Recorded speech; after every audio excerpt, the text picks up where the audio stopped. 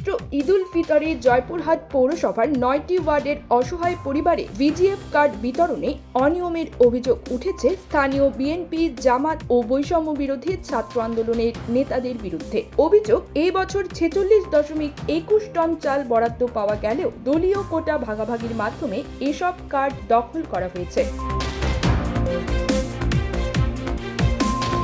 সরকারি নিয়ম অনুযায়ী ভিজিএফ কার্ড বিতরণে জেলা প্রশাসন ও পৌরসভার কর্মকর্তাদের তদারকি বাধ্যতামূলক। তবে সংশ্লিষ্ট কর্মকর্তারা জানান, পৌরসভা মৌখিকভাবে চাল বিতরণের কথা জানালেও কোনো তালিকা বা সভা হয়নি। স্থানীয় সূত্রে জানা যায়, বিএনপি, জামাত ও বৈষম্য বিরোধী নেতারা পৌর কর্তৃপক্ষের ওপর চাপ তৈরি করে কার্ড বন্টনের দাবি জানান। চাপের মুখে 1600টি কার্ড পায় বিএনপি নেতা গোলজার হোসেনের গ্রুপ। এছাড়া বিএনপির যুগ্ম আহ্বায়ক এম.এ. ওহাব 450টি, জামাতের হাসিবুল আলম লিটন 450টি এবং বৈষম্য বিরোধী ছাত্র আন্দোলনের হাসিবুল হক সঞ্জিত 380টি কার্ডের চাল পেয়েছেন বলে অভিযোগ।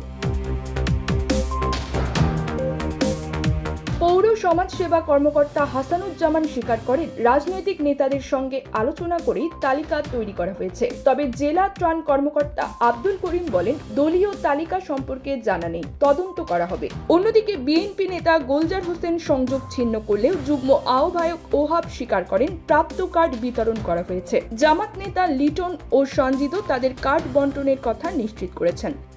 News desk, beach Bangla 24।